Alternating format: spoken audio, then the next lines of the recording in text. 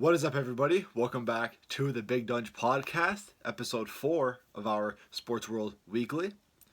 Glad I'm doing these, catching up there. This is our fourth episode, though. I'm surprised I'm still doing this, but honestly, I love podcasts. That's why. I didn't think it would get this far. My views are climbing slowly. I wasn't expecting many views on these podcasts at first because, people see the 20-minute mark or something on a video and they're like, too boring. I don't blame you. But, like I mentioned basically in all my podcasts, that these are mainly for Spotify and the app Anchor. But I like to post them on YouTube, just for more access, just to get it out there more. But, let's get into it. Obviously, over the weekend, we had the Super Bowl. Honestly, very surprising. I really wasn't sure who was going to win, but I didn't think it would be that much of a blowout. And all I really wanted, though, was just a good game. If anybody watched my live stream on YouTube, I live streamed the Super Bowl. And I really wasn't I didn't really care who won. I just wanted it to be a good game. I sort of was rooting for the Buccaneers, but, it'd be nice to see Tom Brady win that 7th ring when everybody was doubting him in the Buccaneers. But definitely surprised the Buccaneers, though. Missed playoffs last year, just looked bad, and then all they needed was a quarterback, and now they won a Super Bowl. Just surprising to me. That's why I'm okay with Tom Brady finally winning a Super Bowl. Usually, I despise him being in the Super Bowl. I always root against him, but everybody doubted him, and obviously he proved that he is the GOAT. I mean, he was the GOAT before, but this really should close the doors on everything. But let's talk about the score, though. I mean, 31-9. Did not think the Kansas City Chiefs were only going to have 9 points. They didn't even score a touchdown.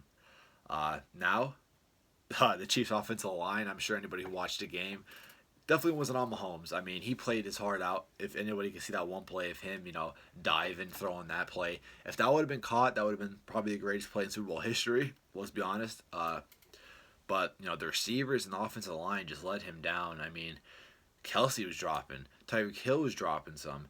And, I mean, obviously, he had a drop. Mahomes had to drop back 10, 15 yards, like, at least once a drive. Or once a series, and it just did not work out for him. Either got sacked or he threw it away. He just got beat up. And no hate towards Mahomes. Great quarterback. Still, I think obviously not the best quarterback of all time, but obviously Brady's better than him and Drew Brees is better than him all time. But right now, prime wise, he's the best quarterback in the league right now. Absolutely. So nothing to bash him. I mean, people forget that he won a Super Bowl last year. And he'll probably be back next year in, being a Super Bowl contender, the Chiefs. I won't be surprised. I'm sure they're keeping everybody, basically. They've signed a lot of dudes to big contracts. They're probably just going to do even better in the draft. But if I'm a Chiefs fan, I would not worry. If I'm an AFC Super Bowl contender, like the Steelers or the Bills or Ravens, I would worry. But, Chiefs are going to be all right. They just got to figure out what would happen with their line. But I'm pretty sure they had, like, 1 or 2 replacements. So it wasn't even their full healthy line. 9 points. And, don't want to overlook the Tampa Bay defense, too. Tampa Bay defense had amazing. That linebacker crew is definitely one of the best in the league. I didn't really, see that or appreciate it until I watched the Super Bowl. I never realized, like, how good their defensive line is. I mean, their linebackers. Even their defensive line, you have Pierre-Paul on the edge and then Dominican Sue. People forget he was, one of the best defensive tackles in the league at one point, especially when he was on the Lions. Just insane. Didn't think, wasn't surprised with the winner, just was surprised with the score. 31-9, just, that's insane. But, Tom Brady wins his 7th ring, and that closes doors, though, like I mentioned. I had Brady as the GOAT when he beat the Falcons, that comeback.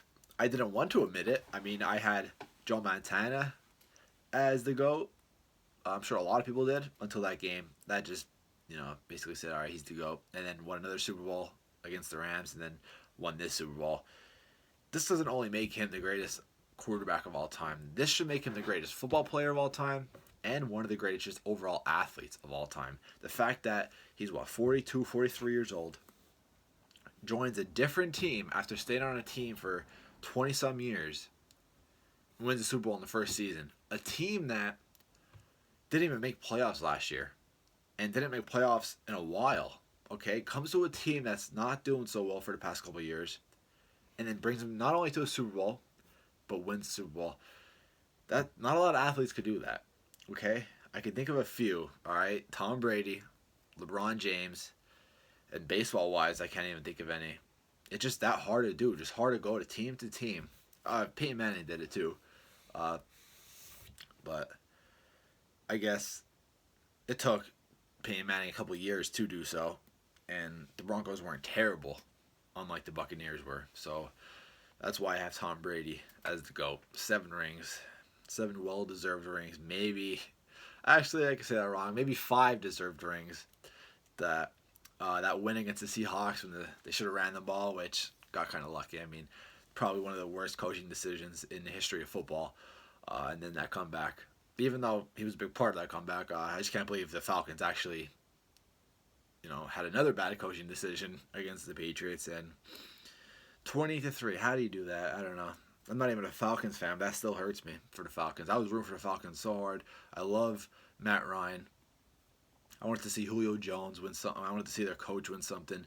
They're up 28-3. I'm like, yes. Like, as a Steeler fan who has 6 Super Bowls, you don't want a team like the Patriots catching up to you. Now, Tom Brady, he could win 15 rings for all I care, as long as no team catches up to the Steelers. I know the Patriots did end up catching up to the Steelers, but I don't want any other teams catching up. I remember last year, the Buccaneers played the Chiefs. I had no reason to hate the 49ers. I didn't want them to win because if they won, they would have 6 Super Bowls. And, I just love the Steelers being on an island of their own. But obviously, Patriots now share that with the Steelers. But the Steelers probably have a higher chance of winning a Super Bowl before the Patriots do now, since their situation. But that's the Super Bowl recap that I wanted to talk about. Now we can get into the NBA AllStar voting coming up. I voted NBA All-Star. I just hate how you go through the process. They make you sign up for an account or something, put your email down. It usually takes forever. That's what the NFL Pro Bowl did. I took forever to vote, and then at the end, sign up for an account. I was like, you know what? I'm not even going to waste my time because I'll just get bombarded with emails. But I wanted to do, who I think should be NBA starters. I won't go over who should make the All-Star game because that'll take forever.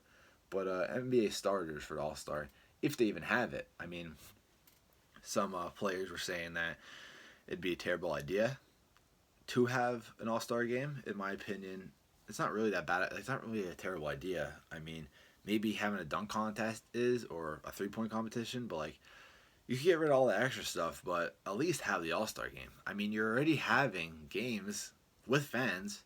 Why not just have an All-Star game with minimum fans or no fans at all? I really don't get why.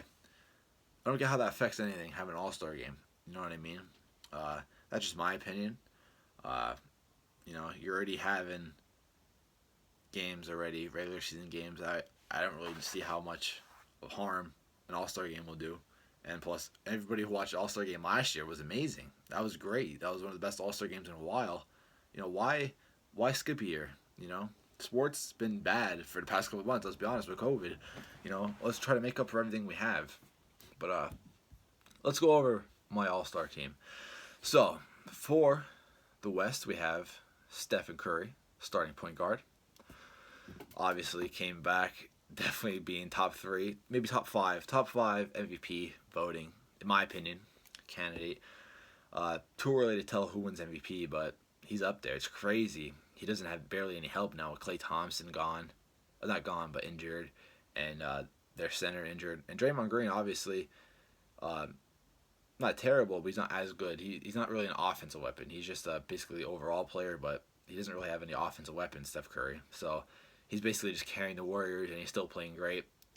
So yeah, I definitely believe that he's a starting point guard for the West.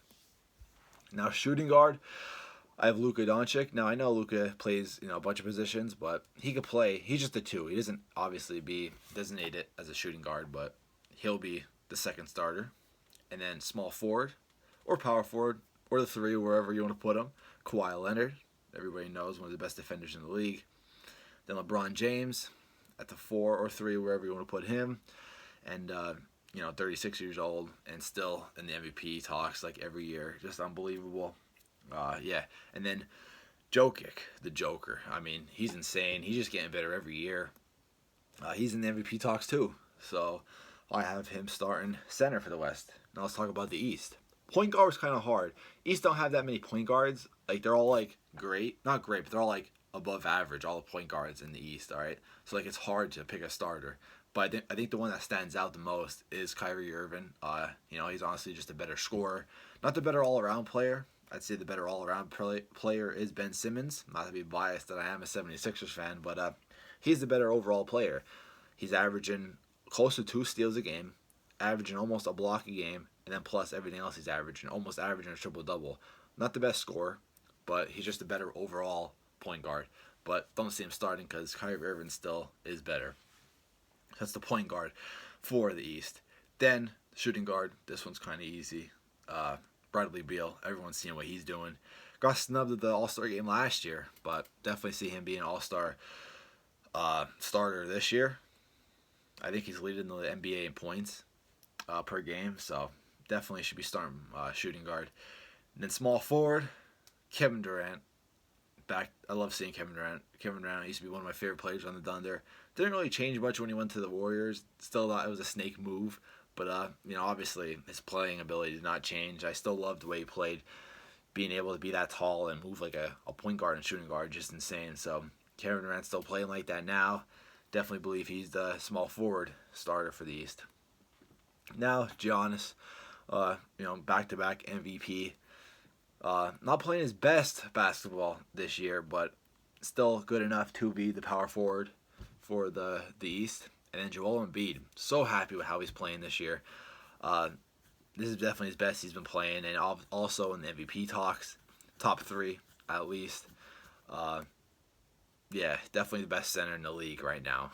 Him and Jokic, and 2 starters though for their own teams. Now, who do I think is the best team that I just listed? You guys could also name that for yourselves, but let's go over it again.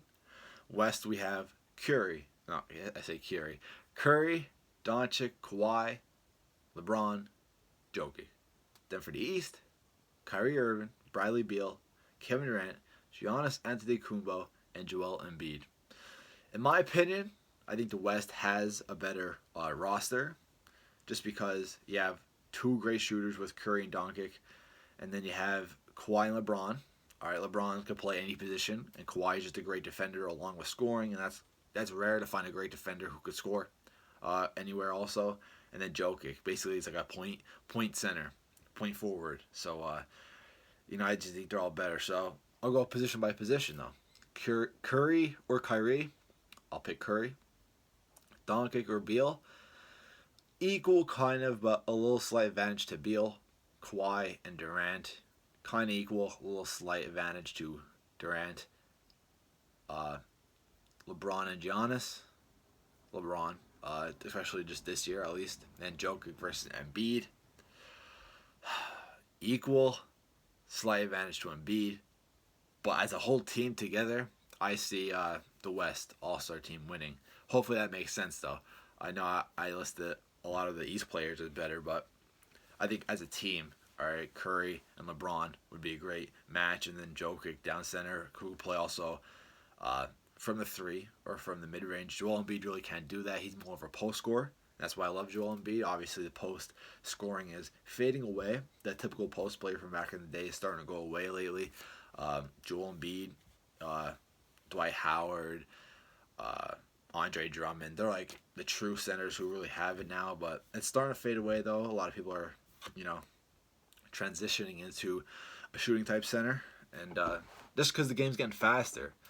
But that's why, the West team is getting better. The West has the better players just because they're more athletic, while East centers are, more fundamental. But I love those fundamentals. That's why Tim Duncan is my favorite player of all time from the Spurs. But that is my All-Star projections. Before we wrap this up, though, I do want to see if anything else I want to cover that's big in the news.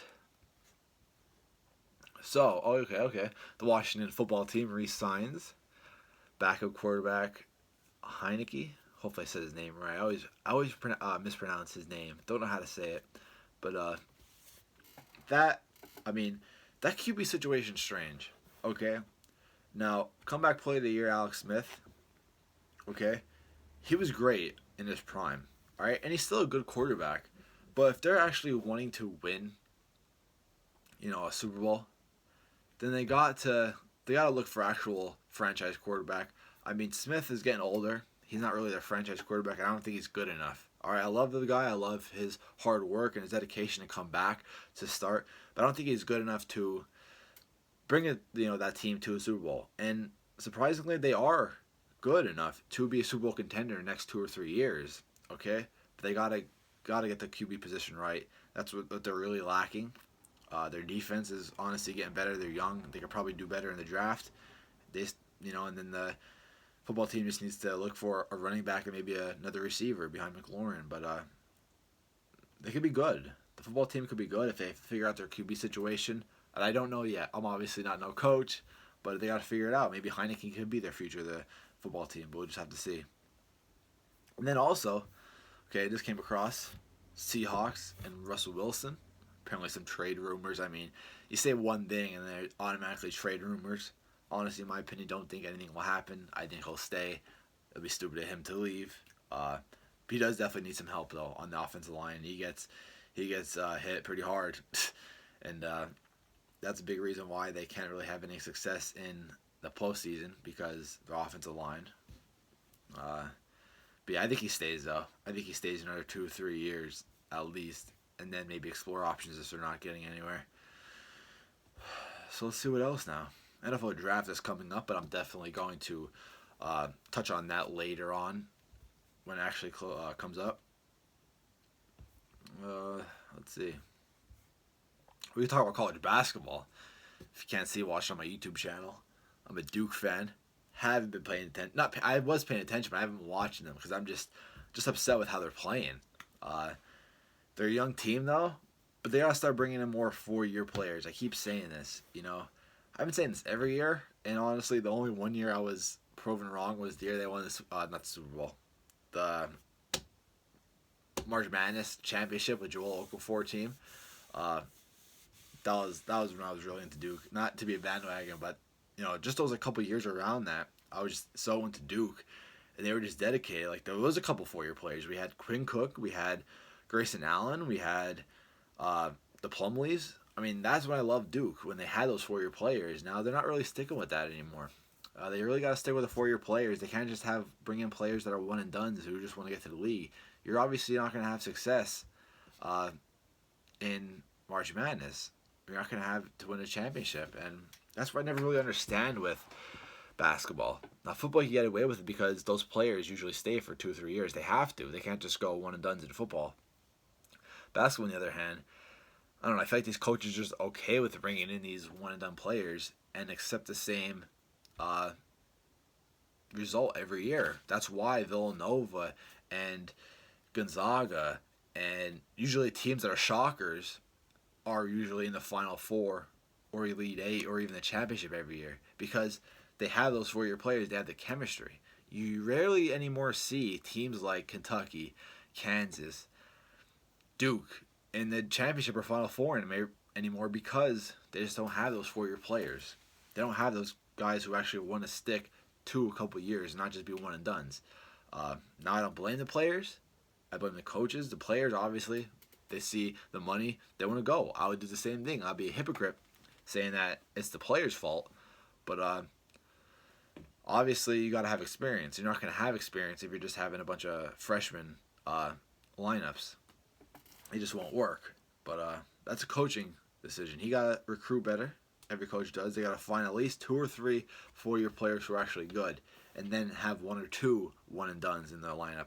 You got to have experience. When we had experience, we were winning. We don't have much experience. We're not winning. Simple as that. But that's college basketball. That covers about all. Not much to talk about. Definitely want to cover the Super Bowl today. Absolutely. Want to cover that for the podcast. But yeah, just a little over 20 minutes, I'd say. But hope you guys enjoyed. These weren't meant to be long podcasts ever. These just were meant to be called mini podcasts.